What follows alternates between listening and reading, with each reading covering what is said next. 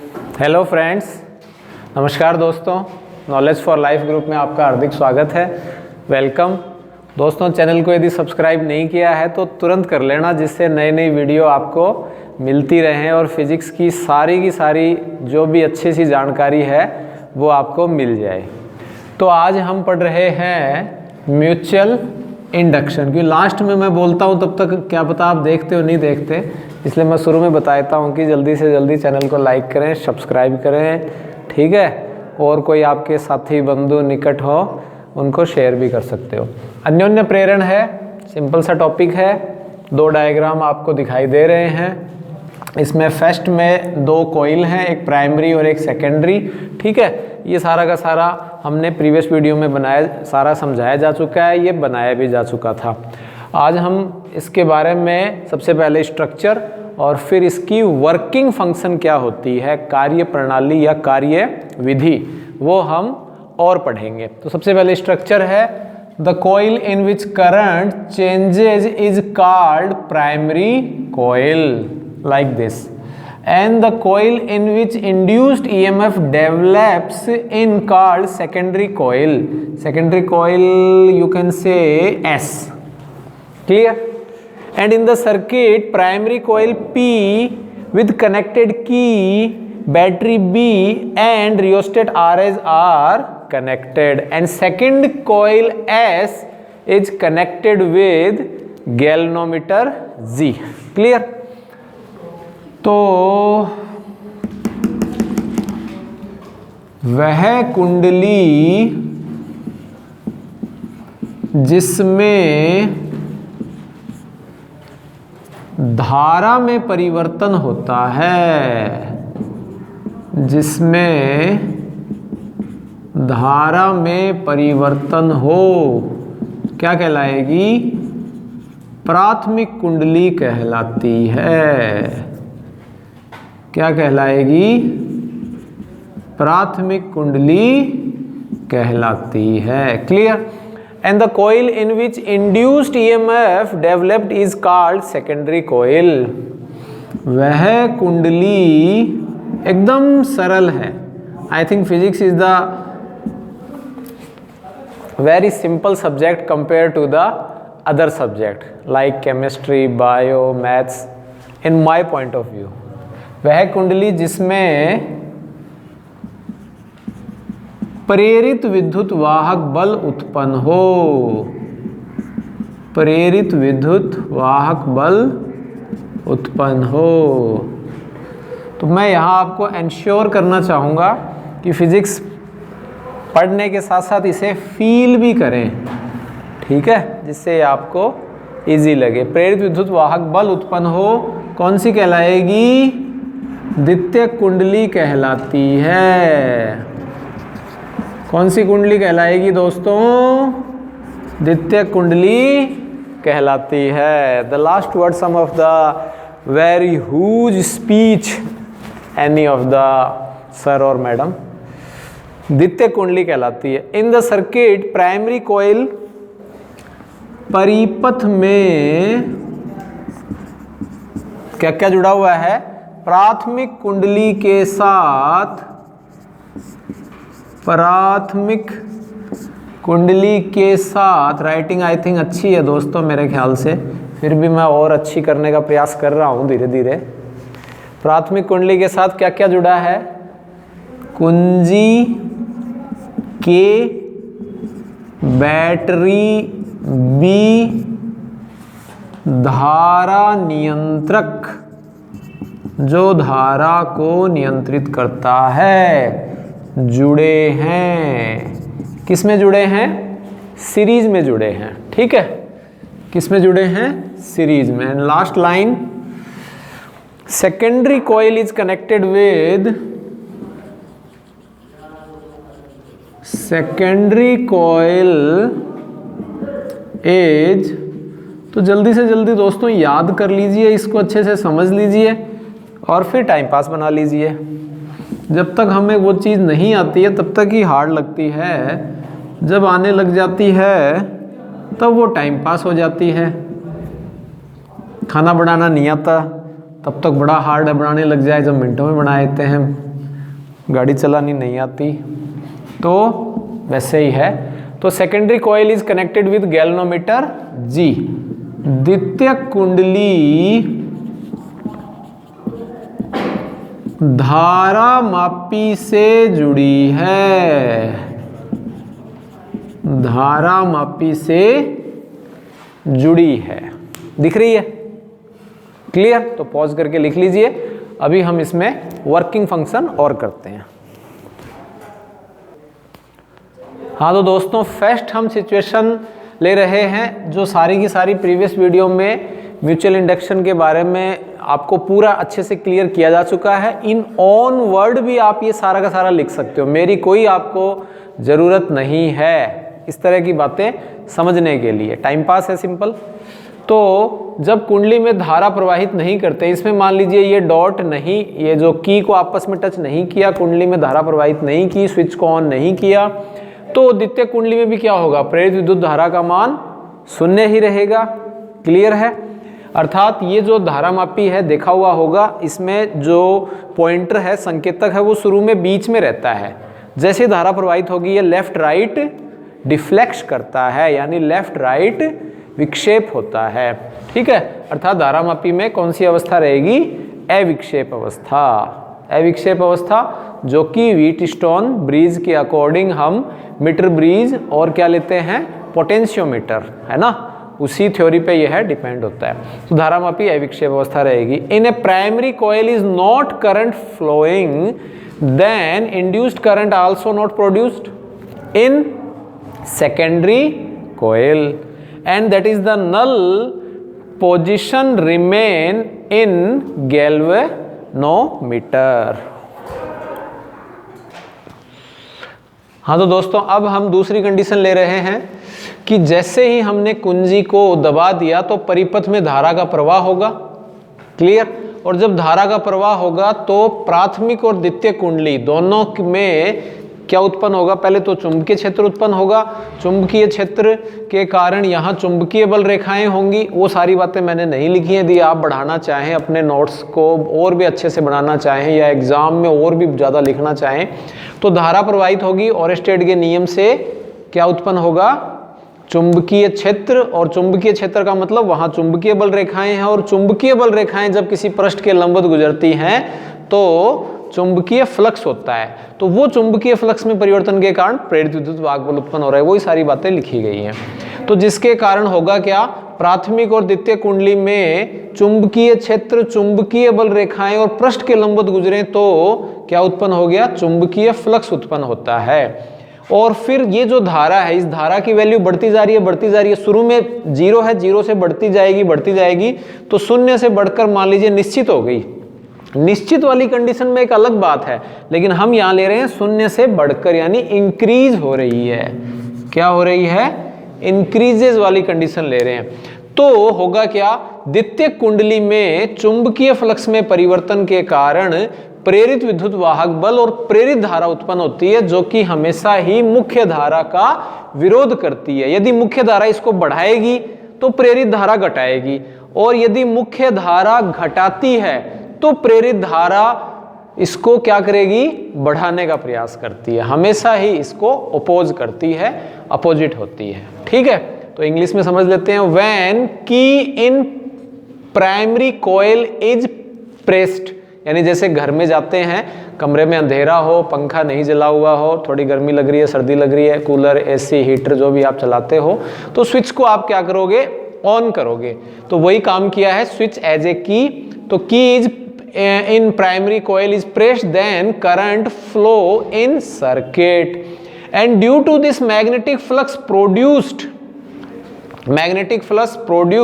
in primary and second coil, and the value of current finite to increase from 0, finite increase from 0, 0 से बढ़कर increase होते होते finite हो गई।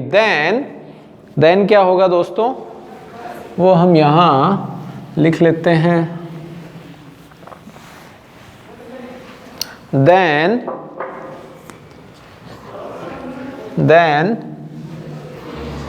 change in magnetic flux, then change in magnetic flux produced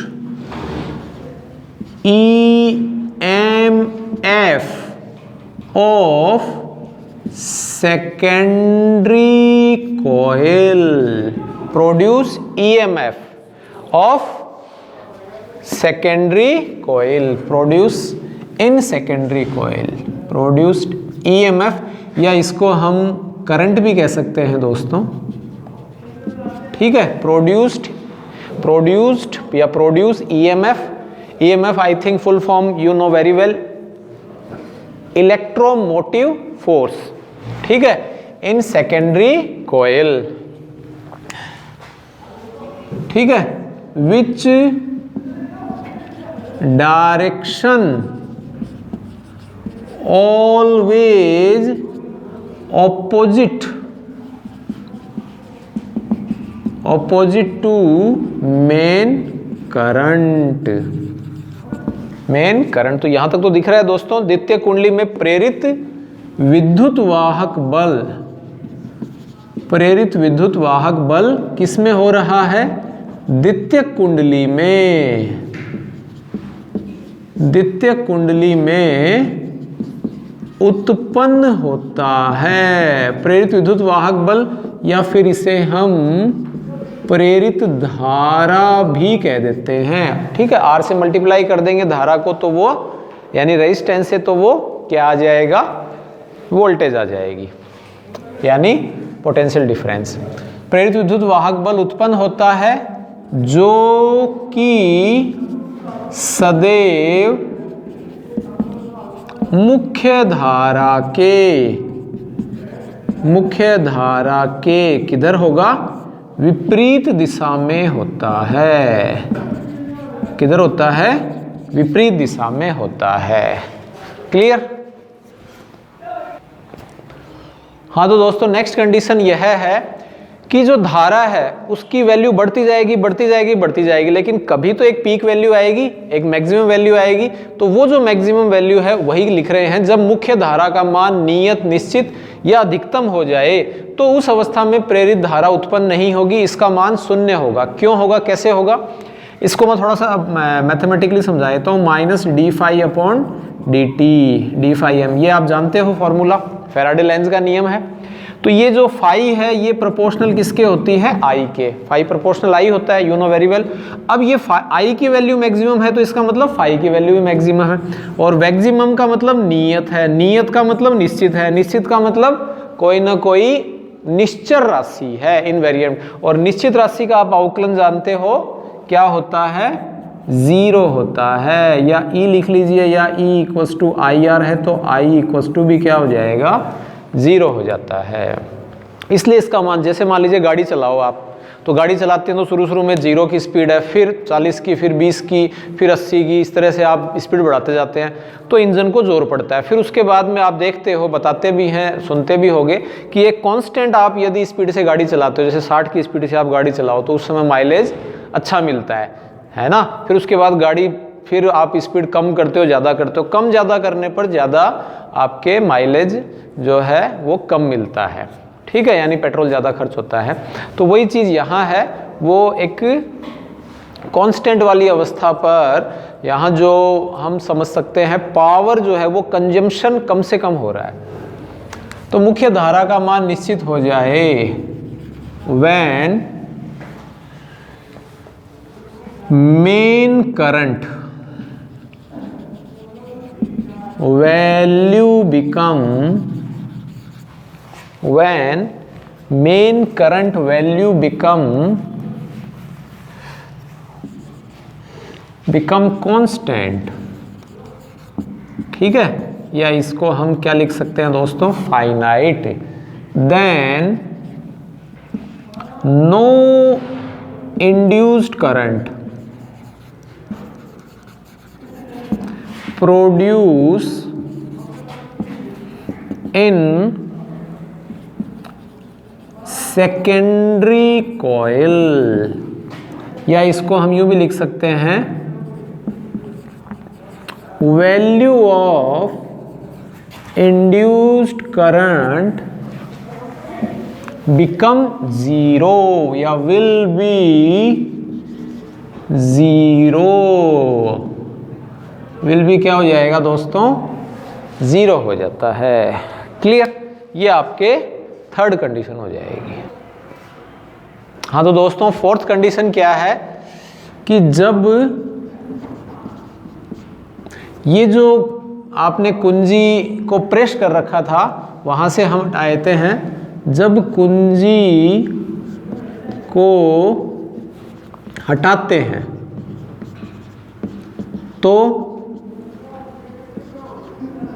धारा के मान में क्या होगी? कमी होती है। शून्य तो होगा लेकिन मैक्सिमम से होता होता होता होता फिर जीरो जाएगा। ठीक है, मतलब इसका मतलब क्या हुआ? कमी का मतलब मैक्सिमम टू जीरो। किधर जा रहा है? अधिकतम से जीरो की ओर जा रहा है।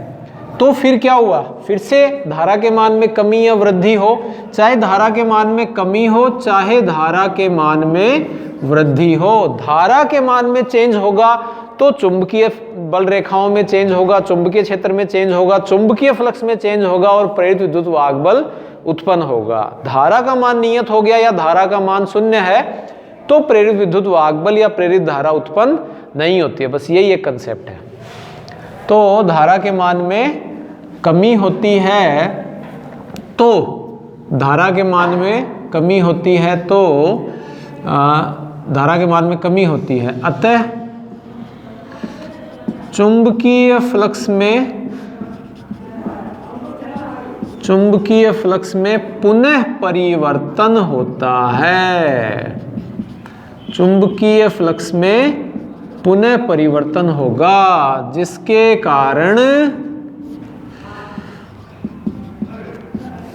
कारण क्या होगा दोस्तों? द्वितीयक कुंडली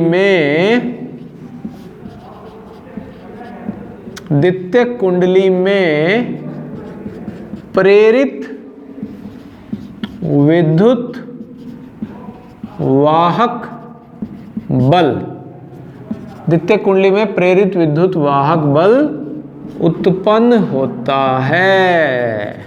ये वाली कंडीशन है दोस्तों वो, कि यहां धारा के मान में कमी कर रखी है। तो धारा के मान में कमी करने का मतलब लाइक दिस, धीरे धीरे धारा का मान में कमी, तो ये धारा के मान में क्या करेगा? द्वितीयक कुंडली वाला वृद्धि करने का, यानी इसके अपोजिट रहेगा। तो फिर से प्रेरित विद्युत वाहक बल उत्पन्न हो जाएगा। ये इसमें हम चौथी कंडीशन ले लेते हैं। तो ये चार ही कंडीशन हो सकती हैं।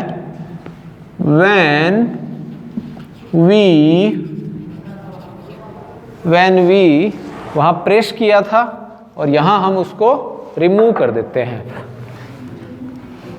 when we remove key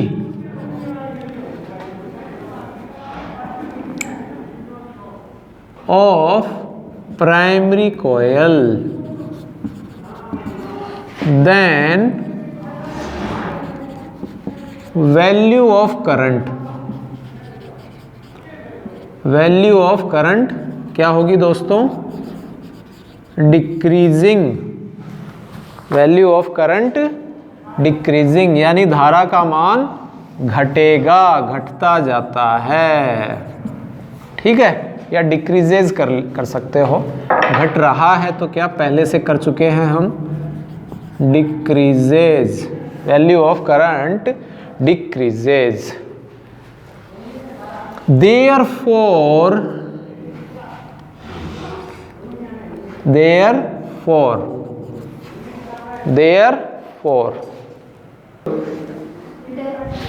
तो therefore टी बढ़ा लेते हैं क्या? या फिर आप due to this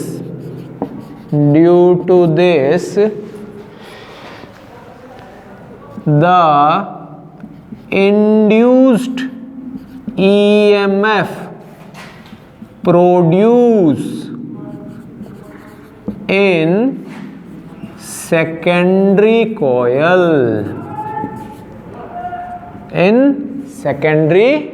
coil. Clear? तो दोस्तों इस तरह से म्यूचुअल इंडक्शन की पूरी पीएचडी कर दी गई है। आई थिंक आपको इसमें थ्योरेटिकल और डायग्रामेटिकल कोई भी क्वेश्चन हो आप आसानी से कर सकते हैं।